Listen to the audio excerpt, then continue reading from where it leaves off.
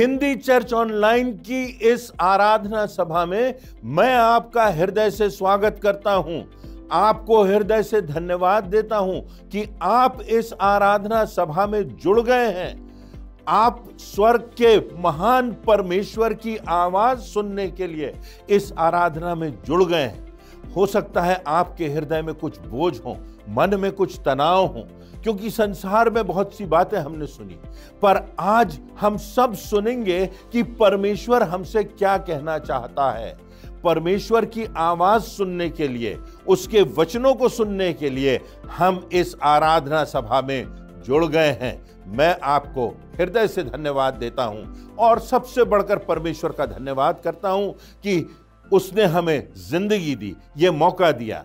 मैं इस बात की निश्चितता आपको देता हूं, जब भी हम परमेश्वर की आराधना करते हैं, ना सिर्फ आज, परमेश्वर हमको आशीषित करता है, परमेश्वर हमारी आंखों को खोलता है, परमेश्वर हमें चेतावनी देता है और परमेश्वर हमारे जीवन को आशीषित करता है। तो आइए परमेश्वर की महान आशीषों को प्राप्त करने के लिए हम इस आराधना में बढ़ते हैं, उसकी उपासना करेंगे, गीत गाएंगे, प्रार्थना के द्वारा अपने हृदय के बोझों को उसके चरणों में रखेंगे, उसकी मृत्यु और उसके पुनरुत्थान को स्मरण करेंगे, उसकी मेज में सहभागी होंगे और तब परमेश्वर की महान आशीषों को हम प्राप्त करेंगे, क्योंकि उसका वचन जो दोधारी तलवार है, जो हमारे जीवन की बुराइयों को काटता है और हमारी अच्छाइयों को बढ़ाता है, आशीषित करता है, उसे हम सुनेंगे। तो आइए हम आराधना में आगे बढ़ते हैं। परमेश्वर आपको आशीषित करे, ऐसी मेरी याचना है। आपको प्रभु यीशु के मधुर नाम में जय मसीह की। हिंदी चर्च ऑनलाइन आराधना में मैं आप सभी का स्वागत करती हूँ। आराधना में जाने से पूर्व हम परमेश्वर की आशीष एवं उसकी उपस्थिति के लिए प्रार्थना करेंगे। आइए हम प्रार्थना करें। हे हमारे पवित्र सामर्थी पिता परमेश्वर, हम प्रार्थना करते हैं कि हम आज जो गीतों को गाएंगे उस पर आपकी आशीष हो। प्रार्थना करते हैं आज के वक्ता के लिए एवं जो वचन हम सुने जाएंगे प्रभु जी, उस पर आपकी आशीष हो। प्रार्थना करते हैं प्रभु जी, जब हम आपके पवित्र ब्यारी में सम्मिलित होंगे प्रभु जी, आपकी आशीष मांगते हैं। प्रार्थना करते हैं प्रभु जी, आने वाले सप्ताह में आपकी सुरक्षा चाहते हैं। प्रार्थना करते हैं प्यारे पिता परमेश्वर, हमारे देश के अगुओं के लिए, उन सभी पर आपका आशीष और सामर्थ हमेशा बना रहे। प्रार्थना करते प्रभु जी, इस दुनिया में शांति बहाल हमेशा बनी रहे। धन्यवाद देते प्रभु जी आपकी सारी आशीषों के लिए। इस छोटी सी प्रार्थना को आपके प्यारे बेटे प्रभु यीशु मसीह के नाम से मांगते हैं, आमीन। यहोवा के लिए एक नया गीत गाओ, क्योंकि उसने आश्चर्य कर्म किए हैं। उसके दाहिने हाथ और पवित्र भुजा ने उसके लिए उद्धार किया है। यहोवा ने अपना किया हुआ उद्धार प्रकाशित किया। उसने अन्य जातियों की दृष्टि में अपना धर्म प्रकट किया है। हमारा परमेश्वर महिमा और स्तुति के योग्य है। बड़े उत्साह के साथ परमेश्वर के आदर और महिमा में हम कुछ गीत और कोरस गाएंगे।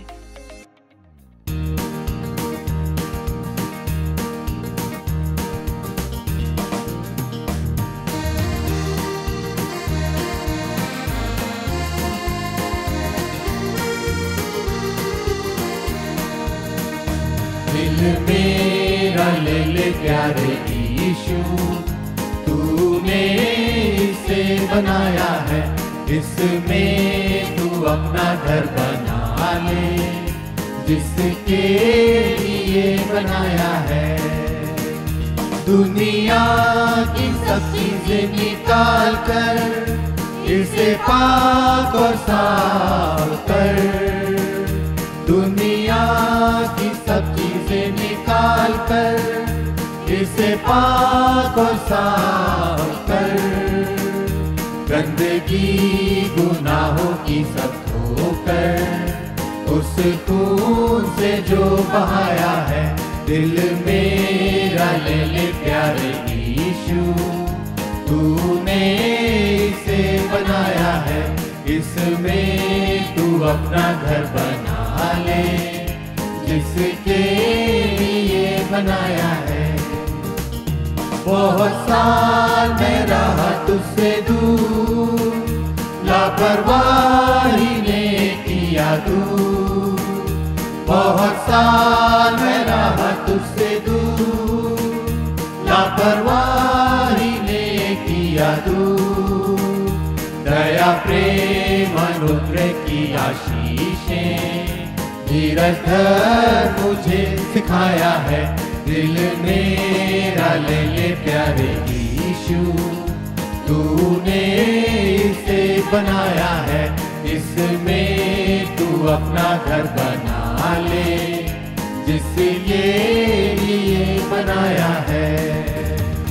जब पढ़ता हूँ मैं तेरा वचन, तेरे पास आने का जो है साधन, जब पढ़ता हूँ मैं तेरा वचन, तेरे पास आने का जो है साधन, सच्ची राह विश्वास और अनंत जीवन, आशा उम्मीद बढ़ाया है। दिल मेरा ले ले प्यारे यीशु, तूने इसे बनाया है, इसमें तू अपना घर बना ले, जिसके लिए बनाया है। पवित्र आत्मा का यहोवे भवन, उसके ही बपतिस्मे से, पवित्र आत्मा का यहोवे भवन, उसके ही बपतिस्मे से, हर वक्त हर जगह तू गवाही, जैसा उसने सिखाया है। दिल मेरा ले ले प्यारे यीशु, तूने इसे बनाया है, इसमें तू अपना घर बना ले, जिसके लिए बनाया है।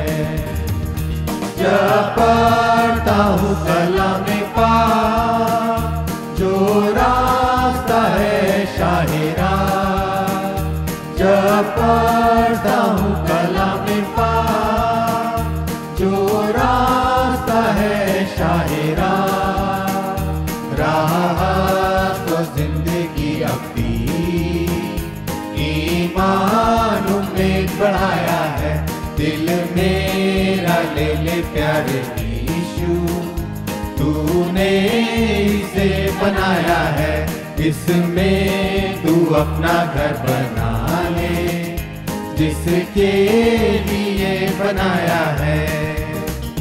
रूहे पाक का हो जावे मस्कन, रूहे पाक के बपतिस्मे से, रूहे पाक का हो जावे मस्कन, रूहे पाक के बपतिस्मे से, हर वक्त हर जगह तू गवाही, जैसा उसने सिखाया है। दिल मेरा ले ले प्यारे यीशु, तूने इसे बनाया है, इसमें तू अपना घर बना ले, जिसके लिए बनाया है।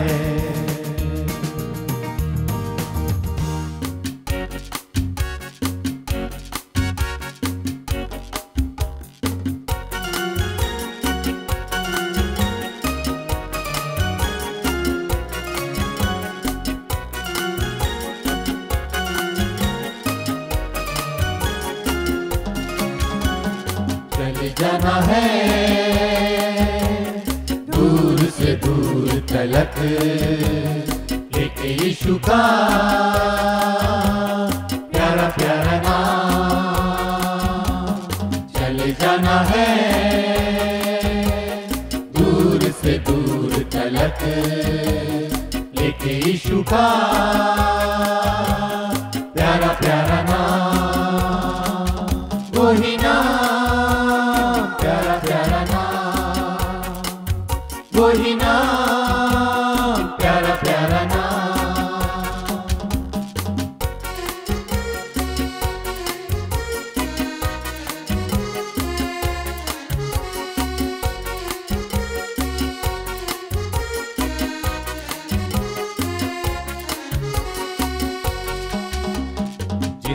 से हमको मुक्ति मिली, जिस नाम से हमको शांति मिली, जिस नाम से हमको मुक्ति मिली, जिस नाम से हमको शांति मिली, वही नाम, प्यारा प्यारा नाम, वही नाम, प्यारा प्यारा नाम।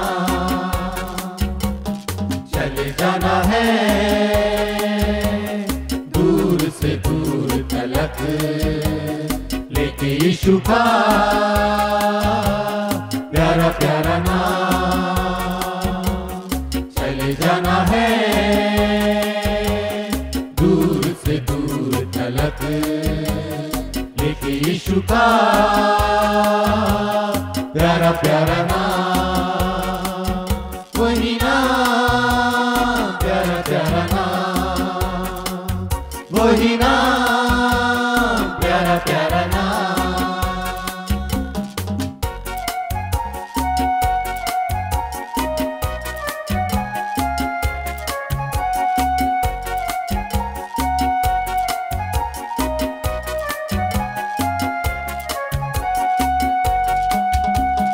जिस नाम से अंधे देखने लगे, जिस नाम से लंगड़े चलने लगे, जिस नाम से अंधे देखने लगे, जिस नाम से लंगड़े चलने लगे, वही नाम, प्यारा प्यारा नाम, वही नाम, प्यारा प्यारा नाम।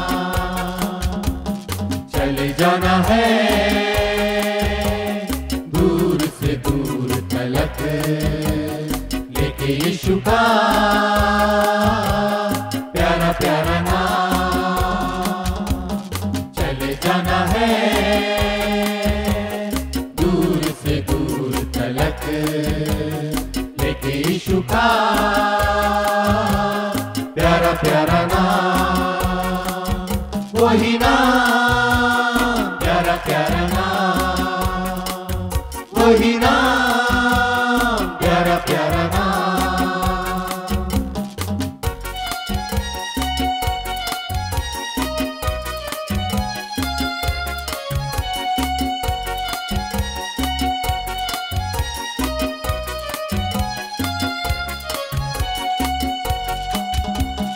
जिस नाम से हमको आनंद मिला, उस आनंद को बांटते चले जाना है। जिस नाम से हमको आनंद मिला, उस आनंद को बांटते चले जाना है, वही नाम, प्यारा प्यारा नाम, वही नाम, प्यारा प्यारा नाम। चले जाना है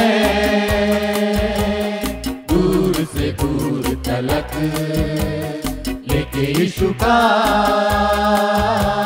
प्यारा प्यारा नाम। चले जाना है दूर से दूर तलक, लेके यीशु का प्यारा प्यारा नाम, वही नाम, प्यारा प्यारा नाम, वही नाम, प्यारा प्यारा नाम।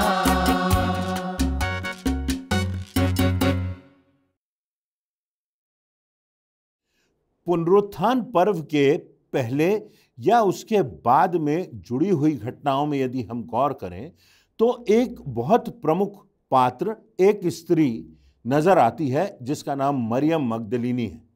मरियम मगदलीनी प्रभु यीशु मसीह की मृत्यु के समय तक उसके प्रति विश्वास योग्य बनी रही। बाइबल में मरियम मगदलीनी का वर्णन 6 स्थानों पर किया गया है। प्रभु यीशु मसीह ने उसमें से 7 दुष्ट आत्माएं निकाली थीं। मरियम मगदलीनी इसलिए और भी विशिष्ट हो जाती है क्योंकि प्रभु यीशु मसीह के पुनरुत्थान का सबसे पहला प्रगटीकरण मरियम मगदलीनी पर ही हुआ था।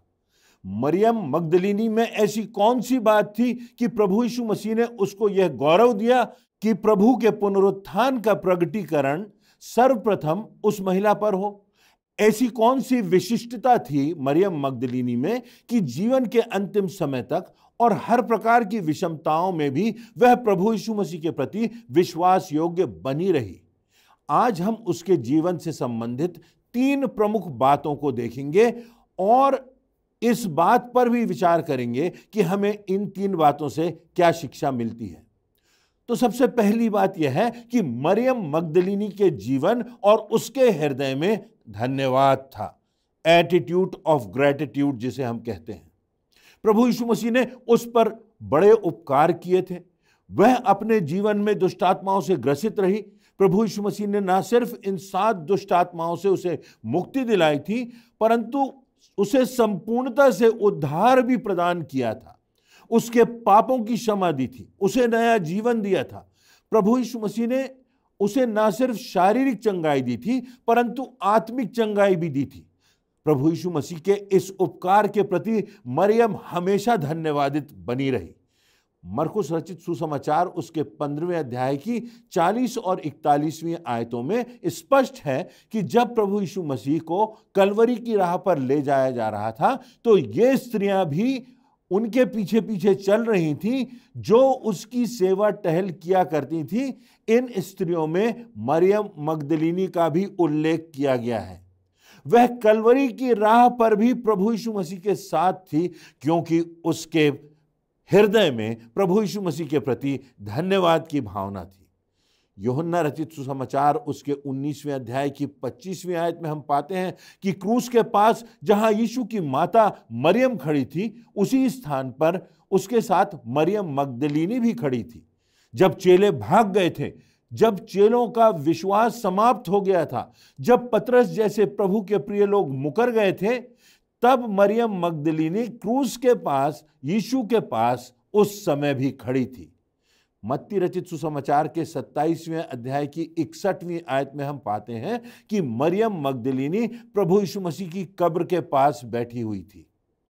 उसका कोई बड़ा संदेश इस संदर्भ में नहीं मिलता कि उसने कोई बड़ी बातें कही हों, उसने प्रभु यीशु मसीह के लिए कोई बहुत बड़े बड़े नारे लगाए हों, परंतु उसके जीवन के द्वारा, प्रभु यीशु मसीह के पीछे पीछे उसके चलने के द्वारा, उसकी सेवा के द्वारा, कलवरी की राह पर यीशु के साथ खड़े रहने के द्वारा, क्रूस के पास खड़े रहने के द्वारा मरियम मगदलिनी ने अपना धन्यवाद प्रभु यीशु मसीह को प्रकट किया था। हमारे जीवनों में भी परमेश्वर बहुत से उपकार करता है, ऐसे उपकार जिनके योग्य हम नहीं हैं। हमारी अपेक्षाओं से बढ़कर उसने हमें आशीषित किया है, हमारी प्रार्थनाओं को सुना है, हमारी कठिनाइयों में से हमको उबारा है। उसने हमें नया जीवन दिया है, उद्धार दिया है और मृत्यु के बाद अनंत जीवन की आशा दी है। परंतु क्या हम वास्तव में प्रभु यीशु मसीह के प्रति धन्यवादित हैं? क्या हमारा यह धन्यवाद मात्र शब्दों तक ही सीमित है, या हम अपने जीवन के कार्यों, व्यवहार और आचरण में इस धन्यवाद को प्रकट करते हैं? बाइबल में हम देखते हैं कि 10 कोढ़ी थे जिन्होंने प्रभु यीशु मसीह से चंगाई प्राप्त की थी। उनमें से एक कोढ़ी ही चंगाई प्राप्त करने के बाद लौटकर प्रभु यीशु मसीह को धन्यवाद देता है। चंगाई तो 10 ने प्राप्त की थी, शुद्ध तो 10 हुए थे, परंतु एक है जो कृतज्ञ है, बाकी 9 कृतघ्न हैं। एक है जो धन्यवादित है, बाकी को अब कोई मतलब नहीं रहा। यदि आज भी हम इस संसार में देखें तो वही स्थिति और वही अनुपात है। 90% लोग जिन पर परमेश्वर ने उपकार किया है, उनके हृदय में धन्यवाद नहीं है, वे भूल गए हैं। मात्र 10% लोग ही धन्यवादित हैं। उन 9 और 1 कोढ़ियों का जो अनुपात था, आज भी हम इस संसार में देख सकते हैं। चाहे वो हमारे जीवन में हमने किसी के लिए भलाई की हो, और हमारे जीवन की बात तो बहुत छोटी है, परंतु परमेश्वर ने जो उपकार किए हैं, परमेश्वर ने जो महान कार्य किए हैं, जो इस जीवन में और इस जीवन के पार भी हमारे अनंत में बरकरार रहेंगे, क्या हमारे हृदय में वो धन्यवाद है? यह धन्यवाद निरंतर हमारे जीवनों, हमारे शब्दों, हमारे आचार व्यवहार और हमारी प्रतिक्रियाओं में दिखना चाहिए। अपने जीवन में कितना समय हम व्यर्थ की आलोचना करते हैं, चिड़चिड़ाते हैं, कभी बड़बड़ाते हैं, दूसरों की कमियों को ढूंढते हैं, एक दूसरे पर छीटाकशी करते हैं। आलोचना करने में तो हम बहुत एक्सपर्ट हैं, दूसरों की गलती तो हम बहुत आसानी से निकाल लेते हैं, परंतु ऐसा समय कितना होता है जब हम वास्तव में परमेश्वर को धन्यवाद देते हैं, उन लोगों को धन्यवाद देते हैं जिन्होंने हमारी जिंदगी में उपकार किए हैं।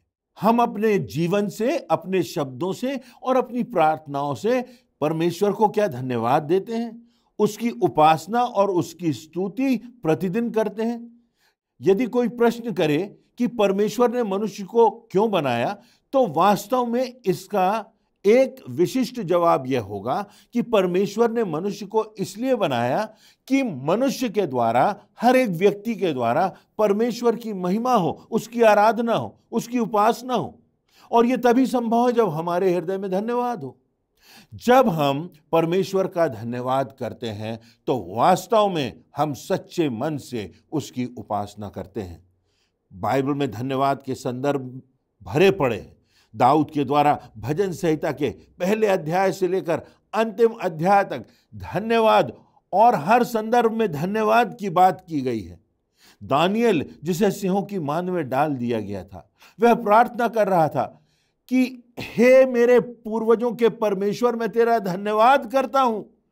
सिंहों के बीच में वो प्रार्थना कर रहा है। वो कहता है, मैं तेरी स्तुति करता हूं क्योंकि तूने मुझे बुद्धि दी है, तूने मुझे शक्ति दी है, तूने इन सिंहों के मुखों को बंद कर दिया है, इसलिए हर परिस्थिति में मैं तेरा धन्यवाद करता हूं। बाइबल में योना नबी की प्रार्थना का वर्णन है। वह मगरमच्छ के पेट में पड़ा है और मगरमच्छ समुद्र में, और योना प्रार्थना कर रहा है।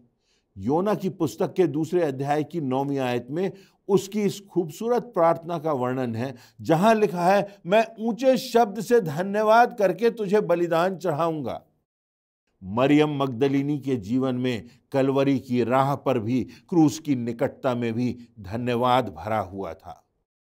क्रूस के पास जब वो खड़ी थी, उसके हृदय में धन्यवाद था। तो हमने देखा कि मरियम मगदलिनी के हृदय में धन्यवाद था और वह उसके जीवन में, उसके व्यवहार और उसके शब्दों से प्रकट हो रहा था। दूसरी बात, यदि हम देखें, मरियम मगदलिनी के जीवन में बाधाओं के बावजूद भी विश्वास था। मरियम मगदलिनी प्रभु यीशु मसीह के प्रति बहुत धन्यवादित थी। इस कारण से वह कलवरी के राह पर भी मौजूद थी। मरकुस 16:1-3 में भी उल्लेख है कि मरियम मगदलिनी और कुछ स्त्रियां प्रभु यीशु की कब्र के पास तीसरे दिन जा रही थीं ताकि उसकी देह पर सुगंधित वस्तुएं मल सकें। वे चर्चा कर रही थी कि वहां पर जो एक बहुत बड़ा पत्थर है, उसे कौन लुढ़काएगा। वे जानती थी कि कब्र के द्वार पर एक पत्थर रख दिया गया है जो बहुत बड़ा है। वे जानती थी कि वहां पर रोमी सम्राट ने अपने पहरुए भी बिठा दिए हैं। इतना ही नहीं, वे जानती थी कि एक बड़ी मुहर उस पत्थर पर लगा दी गई है, परंतु फिर भी उनके हृदय में धन्यवाद की भावना थी। वे उस कब्र की ओर जा रही थी कि प्रभु यीशु मसीह को अपना प्रेम प्रदर्शित कर सकें। उन्हें मालूम था कि पत्थर बहुत बड़ा है, उनमें इतनी शक्ति नहीं है कि वे पत्थर को हिला भी सकें, परंतु फिर भी वे जा रही थी। हमारे जीवन में भी ऐसे पत्थर आते हैं। हम में से कोई ऐसा नहीं जिसके जीवन में ये पत्थर ना आए हों। हमारे जीवन में समस्याओं के पत्थर आते हैं, हमारे जीवन में चिंताओं के पत्थर आते हैं, हमारे जीवन में बीमारियों के पत्थर होते हैं, हमारे जीवन में अपने प्रियों की मृत्यु के पत्थर होते हैं, हमारी जिंदगी में अनिश्चित भविष्य के पत्थर होते हैं, हमारे जीवन में भय के पत्थर होते हैं, हमारे जीवन में असुरक्षा की भावना के पत्थर होते हैं, हमारे जीवन में आलोचनाओं के पत्थर होते हैं, हमारे जीवन में अपमान के पत्थर होते हैं और हमारे जीवन में जिम्मेदारियों के भी पत्थर होते हैं। हम प्रश्न करते हैं, चिंता करते हैं, तनाव में रहते हैं कि इन पत्थरों को कैसे हटाएंगे।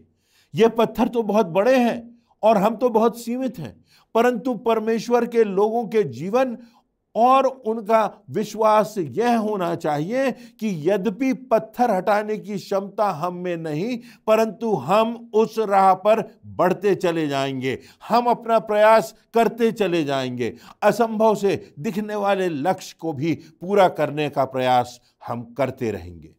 जब इस्राएली मिस्र की गुलामी से निकलकर जा रहे थे तो बड़ी समस्या आती है कि सामने लाल समुद्र और पीछे फिरौन की सेना। सवाल यह था कि यह लाल समुद्र कैसे पार होगा, परंतु वहां परमेश्वर की सामर्थ थी जिसने कहा कि तुम समुद्र में उतरो तो, और समुद्र दो भागों में विभाजित हो जाता है जैसे ही वे समुद्र में उतरते हैं।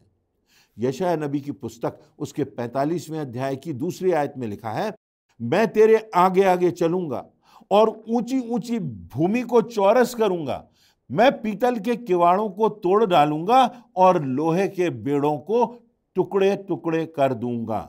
यह परमेश्वर की प्रतिज्ञा है, परंतु हम उस दिशा में बढ़े तो हमें तो उस दिशा में बढ़ते जाना है।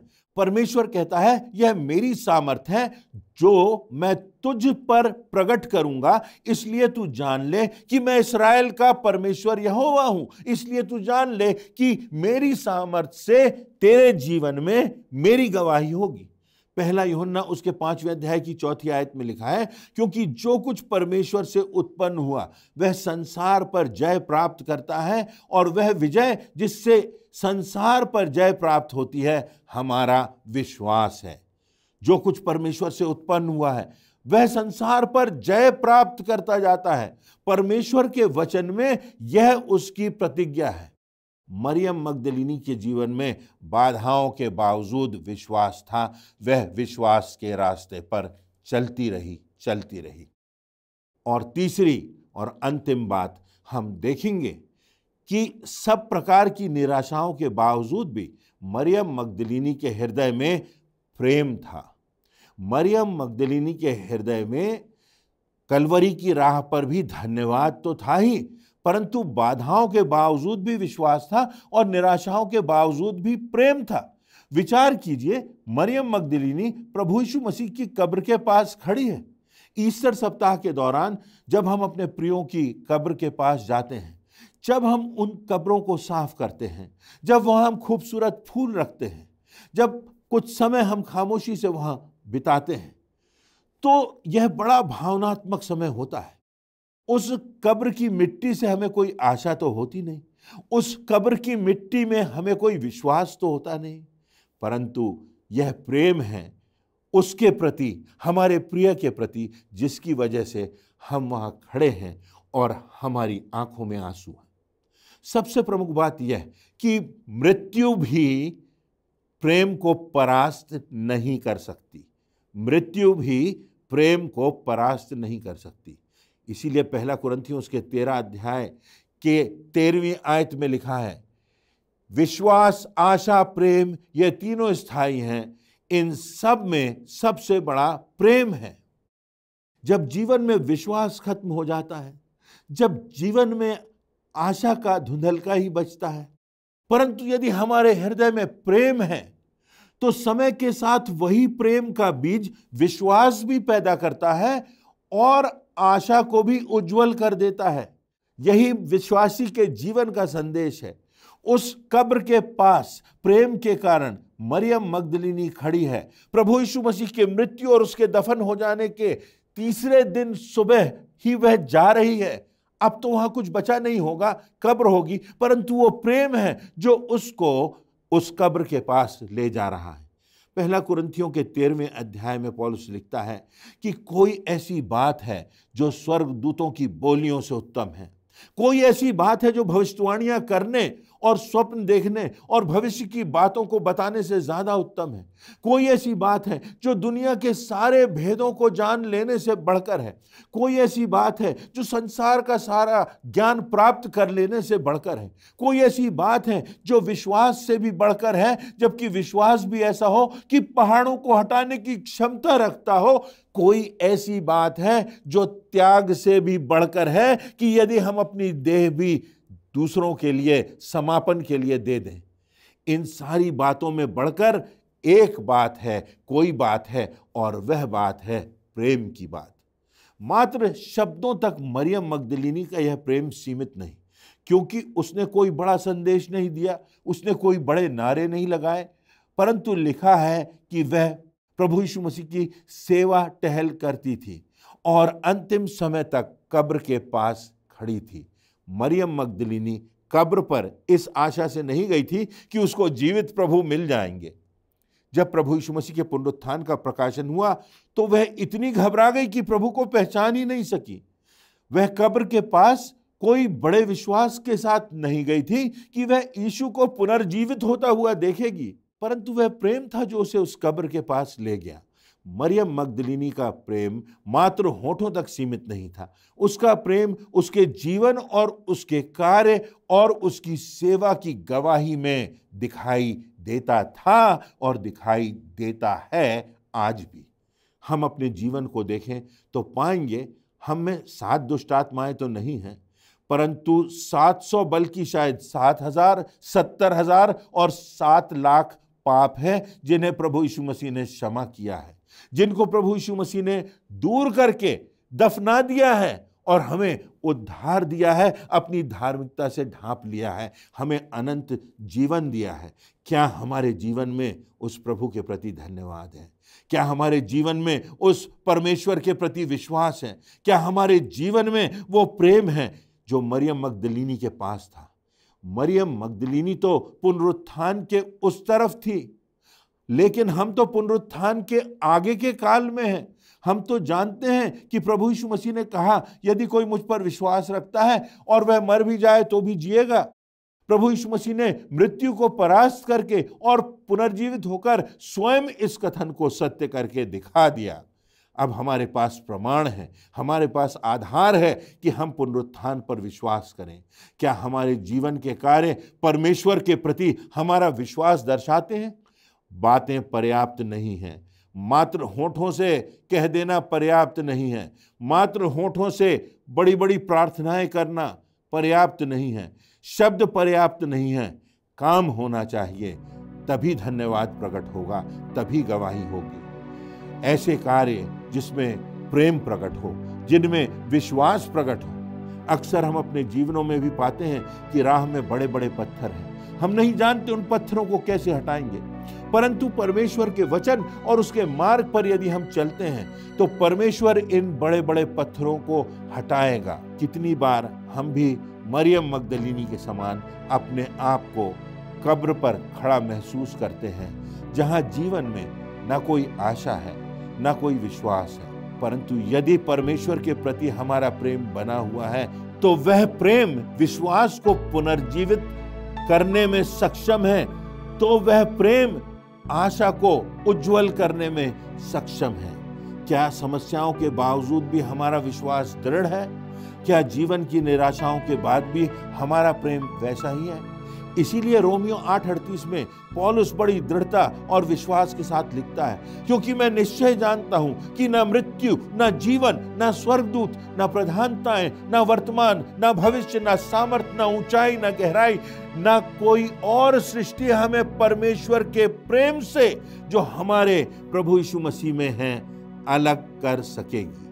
काश हम भी मरियम मगदलीनी के समान प्रभु यीशु मसीह के पीछे पीछे चलें और हमारे जीवनों में, कार्यों में, व्यवहार में हमारे जीवते प्रभु यीशु मसीह की शोभा दिखाई दे। इन बातों से परमेश्वर हम सबों को आशीष दे। आज के आशीषित एवं प्रेरणादायक वचन के लिए हम प्रभु के सेवक को धन्यवाद देते हैं। परमेश्वर का अनुग्रह उनके ऊपर बना रहे और आज का यह वचन हमारे पांव के लिए दीपक और मार्ग के लिए उजियाला ठहरे। अब समय है कि हम प्रभु की ब्यारी में सम्मिलित हों। हम परमेश्वर के महानतम बलिदान, उसके पुत्र प्रभु यीशु मसीह को स्मरण करेंगे। प्रभु भोज में सम्मिलित होने से पहले हम अपने मनों को तैयार करें इस गीत के द्वारा।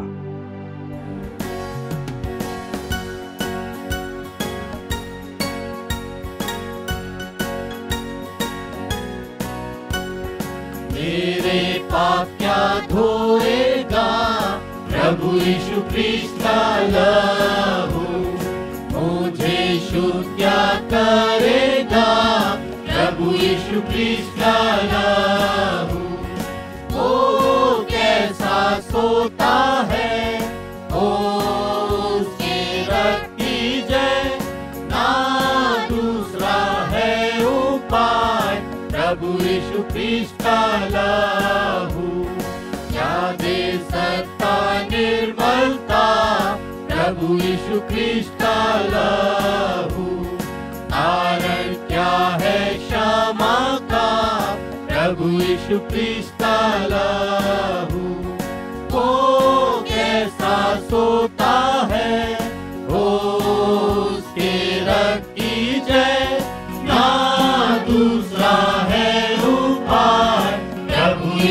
ख्रीष्ट का लहू, यही मेरी पूरी आस। प्रभु यीशु ख्रीष्ट का लहू, यही धर्म है मेरे पास।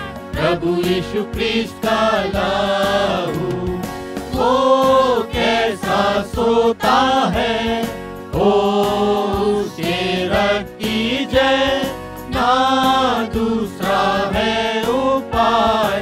प्रभु यीशु ख्रीष्ट का लहू। अब हम अपने आराधना के केंद्रीय भाग में पहुंच चुके हैं।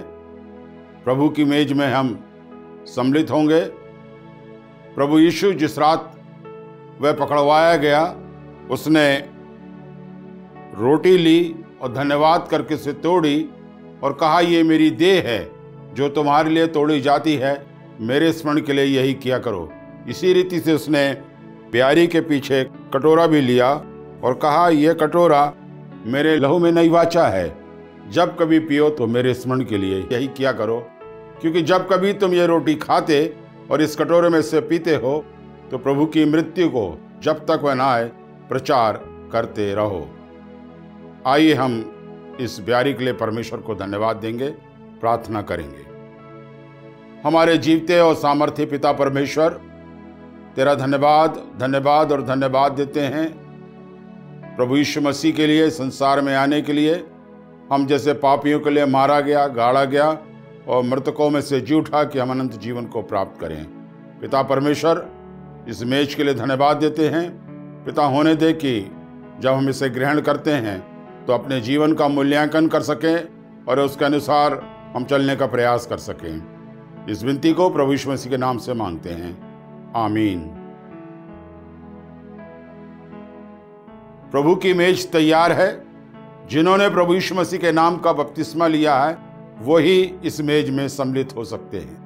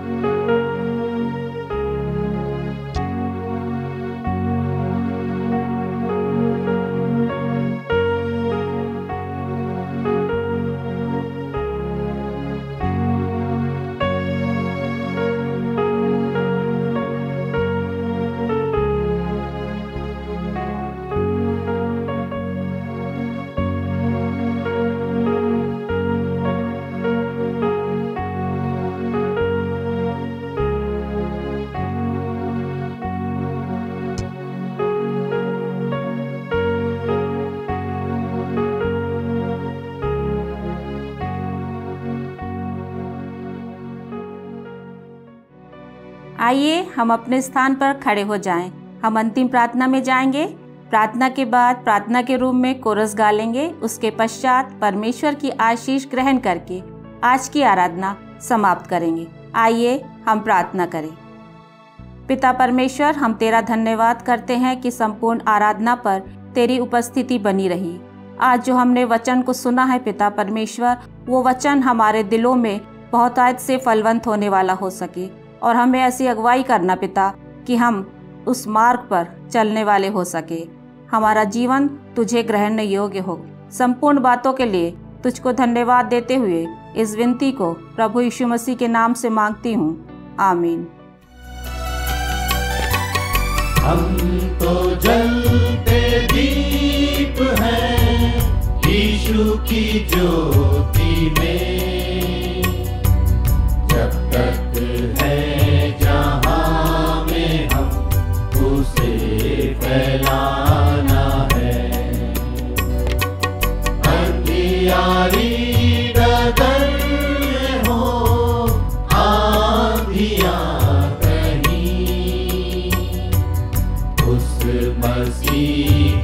ज्योति हर कहीं फैलाना है। हम तो जलते दीप हैं।